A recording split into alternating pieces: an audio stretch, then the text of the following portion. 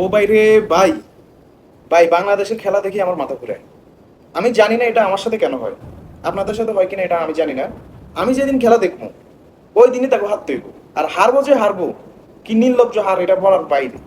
আর ভাই তোরা খেলতে যাস কেন রে ভাই? আমরা যারা খেলা, ক্রিকেট খেলা দেখি না বা খেলি না, আমরা হয়তো খেলি বন্ধুদের সাথে, একটু একটু খেলি, এতটুকুই। কিন্তু আমরা যারা খেলি না, আমরা যখন তোদের খেলা দেখি, আমরা ভাবি যে না, দেখাটাই ভালো, আর ক্রিকেট খেলা না বোঝাটাই ভালো। আমি একটা কথা চিন্তা করি যে যারা ক্রিকেট খেলা বুঝে তারা কেমনে যে সহ্য করে এই সমস্ত অবস্থা। মানে তাকে খেলা দেখলে শরীরের রক্ত পর্যন্ত গরম হয়ে যায়। আর ভাই তোরা না খেলা খেলতে পারে, যারা ভালো খেলতে পারে তাহলে সুযোগ করে দিস না, তাও তো দিস না। তোরা এক কাজ করো, ওইখান থেকে চলিয়ে আয়। তোরা চলে আসি, তোরা জমি জমা চাষ কর, খ্যাপ মার, 500-1000 টাকার খ্যাপ মার। আর ভাই না খেলতে পারলে তোরা হাল ছাড়ি দে, নতুন থেকে সুযোগ করে দে। কি জন্য যাস? মনে করতো বেশি বিতত করে বসে বসে টাকা দেয়। যদি 2-1 মাসের টাকা বন্ধ করে রাখতো, বা 1 বছরের যেদিন থেকে বলতো যে যদি ম্যাচ জিত তাহলে টাকা নিবি, আর না জিতলে টাকা নিতি না, তখন থেকে তোরা পরিশ্রম করতি, তোরা জিততি ম্যাচ।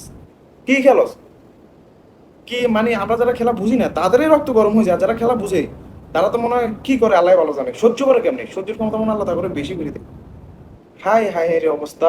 আমি তো এমন ক্রিকেট খেলা দেখি না বা ফুটবল খেলা, এগুলো দেখি না। আমি শুধু ব্যাডমিন্টন একটু নিজে ভালো খেলি বা খেলতে পারি সামান্য, এই জন্য আমি দেখি, খেলি বা দেখি ভিডিও, এসব দেখি না। আর যেদিনে আমি দেখবো ক্রিকেট খেলার ভিডিও ফেসবুকের মধ্যে বা যে লাইভ চললে টিভির মধ্যে দেখলে, ওই দিনে ঠকবো। বাইরে ভাই কি একটা অবস্থা, খেলার একটা মান সম্মান ইজ্জত যা আছে বাংলাদেশের একটা সম্পূর্ণ ডুবে দিতেছে ভালো করে। খেলার 14 গোষ্ঠী উদ্ধার করে দিতেছে।